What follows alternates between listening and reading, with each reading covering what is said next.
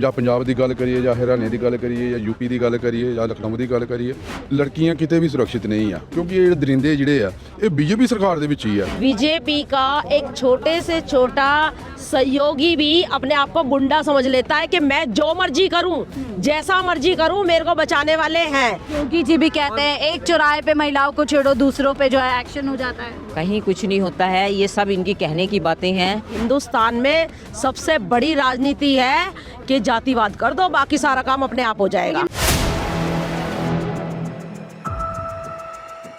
बेटी बचाओ बेटी पढ़ाओ और महिलाओं पर अब हुआ बहुत अत्याचार। अब की बार मोदी सरकार कुछ इस तरीके के नारे पीएम मोदी ने 2014 से अब तक दिए हैं। इन नारों के जरिए लगातार ये दावा और बताने की कोशिश की है कि देश की बेटियां महिलाएं सुरक्षित है, लेकिन एक के बाद एक देश के अलग अलग कोने से दिल दहलाने वाली घटनाएं सामने आ रही है, जिसमें न केवल बेटियों के साथ दुष्कर्म किया जा रहा है बल्कि उनको हत्या करके मौत के घाट भी उतारा जा रहा है। लगातार हम देख रहे हैं कि सेंगर वाला केस हो या फिर इधर अंकिता भंडारी वाला केस हो, लगातार एक सरकार के खिलाफ मोर्चा खुलते नजर आ रहा है।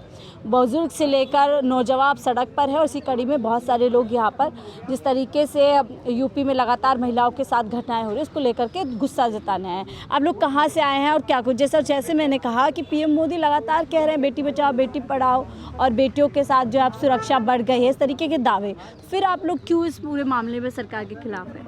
मेरा नाम दिलबाग टाक है। मैं राष्ट्रीय वाल्मीकि संघ का राष्ट्रीय अध्यक्ष हूँ। मैं पूरे देश में घूमता हूँ और पिछले साल माननीय राष्ट्रपति से मिले थे। हमने मांग पत्र जैसे मिल के बैठे, चाय पी, खाना भी खाया मैडम के घर पे राष्ट्रपति भवन में। तो हमने बोला भी मनीषा वाल्मीकि को न्याय दो और बेटी पढ़ाओ बेटी बचाओ का नारा है। तो देश में डेली ये जो है आज तक न्यूज़ ने बताया 10,000 बेटियों का बलात्कार होता है भारत के अंदर और उसकी कोई रिपोर्ट नहीं लिखी जाती और कोई उसमें प्रक्रिया नहीं दी जाती। ये आज तक की मैं खबर बता रहा हूँ। आपको बीच में रोकूंगी, आपको बता दें हाथरस का वही मामला है जिसमें रातों रात बेटी के साथ दुष्कर्म होता है और उसके बाद किस तरीके से प्रशासन ने पूरा मामला दबाने के लिए रातों रात कहीं ना कहीं अंतिम संस्कार कर दिया था बिना परिवार के। अब आप लोग इस पर क्या चाहते, क्या ऐसे देख रहे हैं एक के बाद एक घटनाएं सामने आ रही है और सरकार जो है दावे अलग अलग कर रही है? अभी कम से कम जब से बीजेपी सरकार आई है कम से कम 15-20 बेटियों का जो बलात्कार हो चुका है और मारी गई हैं। और अभी हाथरस की बेटी के बाद ये जो है एक पार्टी है जो यूपी में है, उन्होंने मार के बेटी को और काट के मंदिर के नीचे दबा दिया गया था, उसकी डेड बॉडी मिली थी। और अभी उत्तराखंड में एक बेटी का बलात्कार हुआ जिसका जो मंत्री है उसने बलात्कार किया और उसको मार दिया गया, उसकी माँ को मार दिया, उसकी मासी को भी मार दिया गया। देखो तो कहाँ झूठे ढकोसले हैं, बेटी पढ़ाओ बेटी बचाओ, बेटियां मारी जा रही हैं, उनको हिसाब नहीं मिला जा रहा। अगर कोई दलित या मुसलमान किसी से ये काम हो जाए या कर दे तो उनके घर गिराए जाते हैं यूपी के अंदर, बुलडोजर चल जाता है। तो जो मनीषा वाल्मीकि की हत्या हुई है और खेत में उसका बलात्कार किया गया, माननीय जो है जो योगी जी ने उनकी ओर सुरक्षा दे दी है और ना उनको मारा ना पिटा और दोषियों को आज़ाद कर दिया और उनके घर के सामने खड़े होकर चूड़ा चमार डेली गालियाँ देते हैं वो। अच्छा। मैं खुद अपनी आंखों देख के आया हूँ। तो अपराधियों को संरक्षण दिया जा रहा है सरकार? अपराधियों को संरक्षण दिया जा रहा है, जो पीड़ित है उसको और मारा जा रहा है। आप एक बार हाथरस जाके आइए, उनके बड़े बड़े बाल हैं, उनके बच्चों को स्कूल नहीं जाने दिया जा रहा है। लेकिन योगी जी तो लगातार कह रहे हैं कि आज भी इस प्रदेश में बेटियों को कोई एक चौराहे पे छेड़ देता है तो दूसरे चौराहे पे हम जो है एक्शन कर देते हैं उनकी पुलिस। तो अभी आप खुद देखिए ना, जो एक बलात्कारी है मंत्री उसको बेल मिल गई थी। तो आप देखिए हाथरस में बेटी का बलात्कार हुआ और मारी गई। मोदी सरकार में बेटियां सुरक्षित नहीं है। मोदी सरकार में बेटियां सुरक्षित 1% भी नहीं है और बेटियों का जो है ना स्कूल में पढ़ने नहीं दिया जा रहा और जितने लफंडर हैं स्कूलों के आगे खड़े होते हैं और हल्ला मचाते हैं। अगर पुलिस को फ़ोन करते 112 पे वो कुछ नहीं करते, हुटर मचाती है और वो भाग जाते हैं। व्यवस्था ये यूपी की बताया जा रहा है, इसकी कानून व्यवस्था की बात अब कह रहे हैं पूरे विदेशों तक हो रही है। योगी के बुलडोजर की डिमांड बढ़ गई है, इतना लोगों में डर खौफ है। देखो ये बीजेपी सरकार ਦਾ और आरएसएस ਦਾ ਇੱਕ ਬਣਿਆ ਬਣਾਇਆ ਛੜਯੰਤਰ ਆ ਜਿਹਦੇ ਵਿੱਚ ਲੋਕਾਂ ਨੂੰ ਗੁੰਮਰਾਹ ਕੀਤਾ ਜਾਂਦਾ ਪਿਆ। ਇੱਕ ਨਾਰਾ ਬੱਲੇ ਇਹਨਾਂ ਵੱਲੋਂ ਆਉਂਦਾ ਆ ਕਿ ਬੇਟੀ ਬਚਾਓ ਬੇਟੀ ਪੜਾਓ, ਬੇਟੀ ਬਚਾਓ ਬੇਟੀ ਪੜਾਓ। ਇਹ ਨਾਰਾ ਬਿਲਕੁਲ ਹੀ ਫੇਲ ਹੋ ਗਿਆ ਆ ਕਿਉਂਕਿ ਕਿਤੇ ਵੀ ਥਾਂ ਜਾਂ ਪੰਜਾਬ ਦੀ ਗੱਲ ਕਰੀਏ ਜਾਂ ਹਰਿਆਣੇ ਦੀ ਗੱਲ ਕਰੀਏ ਜਾਂ यूपी ਦੀ ਗੱਲ ਕਰੀਏ ਜਾਂ ਲਖਨਊ ਦੀ ਗੱਲ ਕਰੀਏ, ਲੜਕੀਆਂ ਕਿਤੇ ਵੀ ਸੁਰੱਖਿਅਤ ਨਹੀਂ ਆ, ਕਿਉਂਕਿ ਇਹ ਜਿਹੜੇ ਦਰਿੰਦੇ ਜਿਹੜੇ ਆ ਇਹ ਬੀਜੇਪੀ ਸਰਕਾਰ ਦੇ ਵਿੱਚ ਹੀ ਆ ਜ਼ਿਆਦਾतर। ਹੁਣ ਦੇਖਿਆ ਹੋਣਾ ਤੇ ਹੁਣ ਤੇ ਚੱਲ सारे उन्हीं के नेताओं को सभी उन्हीं के नेता के नाम आ रहे हैं। ये उनको संरक्षण देती है। ये भारत है मैडम, जहाँ पर गरीबों को लाठी और जो अमीर है उनको सुरक्षा दी जाती है। ये भारत है जहाँ भारत को बचाना है, बेटियों को सुरक्षित करना है और बीजेपी सरकार का बहिष्कार करना होगा लोगों को। लेकिन वाल्मीकि समाज से आप लोग आते हैं, आज तो एक ही नारा चल रहा है, सारे हिंदू एक हो जाओ। हिंदुओं के लिए देखिए बांग्लादेशी हिंदुओं के लिए रोना शुरू हो गया है देश के अंदर। किसी को गद्दार कहा जा रहा है तो किसी को जो है मारपीट की जा रही है। देखो इन्होंने वाल्मीकि समुदाय को थोड़ा या मूर्ख बना रखा है। ये सिर्फ इलेक्शन के टाइम पर ही हिंदू बोलते हैं, बाकी अदरवाइज देखा जाए तो हम हिंदू नहीं है। हमको मतलब कि वाल्मीकि की नज़र से देखी जाती, दलित की नज़र से ही हमको देखी जाती है। इसलिए हमसे भेदभाव होता है कि 6 साल हो गए हाथरस में मनीषा वाल्मीकि के कत्ल हुए, उस पर योगी सरकार ने चुप्पी क्यों नहीं तोड़ी? तो दलित समाज की बेटियों को इंसाफ नहीं मिलेगा मोदी सरकार में, योगी सरकार। देखो जब तक ये मोदी सरकार RSS है, ये समाज की बेटी को हमें इंसाफ नहीं दे सकते, क्योंकि ये सरकार फेल है। ये सरकार सिर्फ EVM से बनी है। बाकी इसमें देखा जाए तो इसमें जो हमारा लोकतंत्र है इसमें खतरे में है बीजेपी। मोदी जी तो कहते हैं अब बेटियां रात में निकल सकती है, आभूषण पहन कर निकल सकती है, स्कूटी पे जा सकती है, इतनी सुरक्षित उनकी सरकार में महिलाएं। देखो अमृतसर में अभी किसी लड़की का अभी 2 घंटे पहले मोबाइल पर आई है, सोशल मीडिया पर किसी का फ़ोन लेकर भागे लोग। कहाँ सुरक्षित है मैं? और अभी देखो कि 17 साल की लड़की साहब सेंगर ने।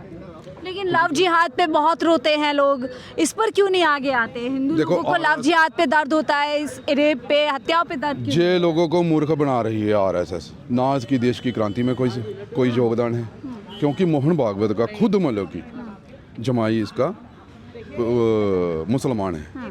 इस पर यकीन जो लोग कर बाकी आम जनता को लड़वा रहे हैं हिंदू। बस ये धर्म के आप क्या कहेंगी मैम? आप तो एक महिला है, दावे तो इतने सारे हैं, हकीकत क्या है? एक के बाद एक केस जो है सामने आ रहे हैं और सारे बीजेपी के नेताओं के नाम आ रहे हैं। बीजेपी का एक छोटे से छोटा सहयोगी भी अपने आप को गुंडा समझ लेता है कि मैं जो मर्जी करूं, जैसा मर्जी करूं, मेरे को बचाने वाले हैं। अगर एक भी बंदे को पकड़ा जाए, एक भी आरोपी को पकड़ा जाए तो चारों के कान खड़े हो जाएंगे कि मुझे ये नहीं करना चाहिए, लेकिन उनको बढ़ावा दिया जाता है। वो नेता बचाए जाते हैं, जो आरोपी है उन लोगों को हटाया जाता है, जो उन पीड़ित को समर्थन कर रहे हो उनको हटाया जाता है। लेकिन जो आरोपी है, जो नेता है, इनको नेता चाहिए और इनको ऐसे ही बलात्कारी चाहिए। ऐसा कोई भी बीजेपी सरकार में नहीं है जो गुंडा ना हो, बदमाश ना हो और जिस पे केस ना हो। लेकिन योगी जी तो कहते हैं ना कर्फ्यू है, ना दंगा है, यूपी में सब चंगा है, महिलाओं की सुरक्षा सबसे ऊपर है। ये केस कहाँ हुआ है? केस भी तो यूपी में हुआ है। कहाँ थे वो योगी सरकार? योगी क्यों नहीं आए आगे? क्यों नहीं बेटी को न्याय दिलाने के लिए आगे बढ़े? क्यों? क्योंकि उनके नेता थे, आरोपी जो थे उनके नेता थे। अपने नेताओं को बचाने के लिए साइड बैठ गए और किसी की बेटी को जला दिया गया, रेप किया गया, उसकी हत्या की गई, वो कोई बात नहीं, लेकिन हमारे नेता ठीक होने चाहिए। लेकिन मुस्लिम महिलाओं को ट्रिपल तलाक से निजात दिलाएंगे, हिंदू महिलाओं के लिए कोई इंसाफ नहीं मिलेगा। नहीं, देखो हिंदू मुस्लिम करना तो इनका काम है। मैं तो ये समझती हूँ कि हिंदुस्तान में सबसे बड़ी राजनीति है कि जातिवाद कर दो, बाकी सारा काम अपने आप हो जाएगा। लेकिन वो तो कह रहे हैं सारी जातियाँ एक हो जाओ, हिंदू एक हो जाओ, खतरे में हिंदू है। मैं आपकी बात को मानती हूँ कि भाई हिंदू खतरे में है। कैसे लगता है आपको? एक मिनट में बता रही हूँ ना आपको। हिंदू खतरे में है तो जो हम वाल्मीकि जाति से हैं, हमें अभी से पायदान में जो जहाँ से हमारे 4 पीढ़ी 5 पीढ़ी 10 पीढ़ी चले थे ना, वही लाके खड़ा कर दिया, वही छूआछूत हो गई है और वही काम करना शुरू कर दिया। जैसे पहले बहन बेटियों को राजा महाराजा ले जाते थे, उठा ले जाते थे और उसको रेप वेप करके उसको गला घोट के मार दिया जाता था, फेंक दिया जाता था, वही अब हो रहा है। देखो जिन्होंने रेप किया है, जिन्होंने हत्या की, जिन्होंने जलाया, वो खुश है।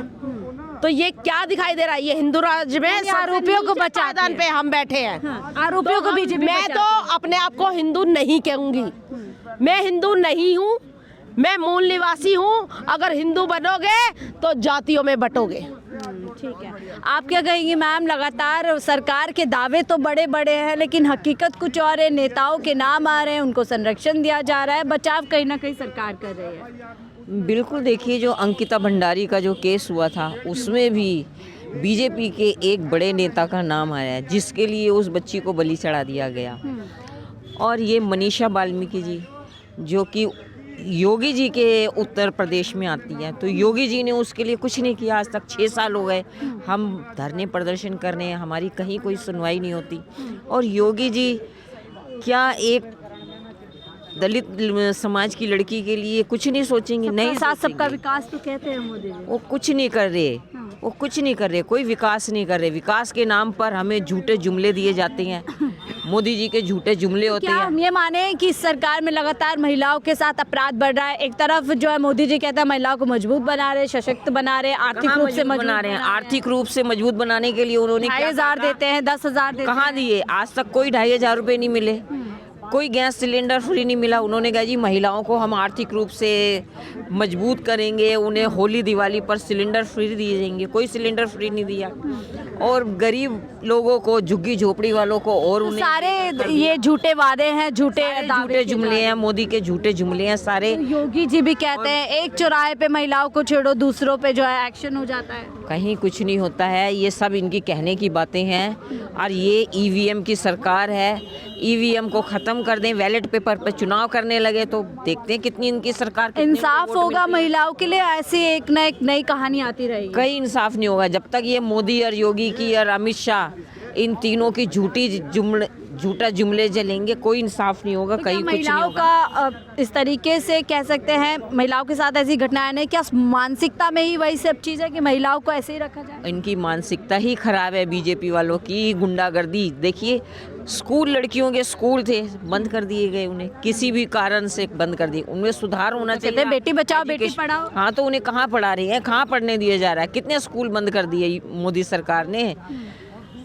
केजरीवाल सरकार ने स्कूल खोले, उन्होंने, और वो मोहल्ला क्लिनिक खोले, उन्होंने बंद कर दिए। आप कह रहे धीरे धीरे अब दिल्ली में भी वही सब कुछ हो रहा है जो अन्य राज्यों में हो रहा है। बिल्कुल हो रहा है, दिल्ली में भी गुंडा राज हो बहुत रहा है। शुक्रिया हमसे बातचीत करने के लिए। हम लोगों से बातचीत कर रहे थे, जंतर मंतर पर ये लोग पहुंचे हैं, यही सवाल सरकार से करने की आखिरकार कब तक बेटियां इस तरीके से अपराध की बलि चढ़ती जाएगी और एक के बाद एक नई कहानी आती रहेगी और हम इसी तरीके से इकट्ठा होते रहेंगे। अब मोदी सरकार हालांकि नए नए दावे और वादे लगातार महिलाओं को लेकर के करती है, लेकिन ज़मीनी हकीकत उससे कई कोस दूर नजर आती है। फिलहाल इस रिपोर्ट में इतना ही। देखते रहिए 4PM न्यूज़ नेटवर्क।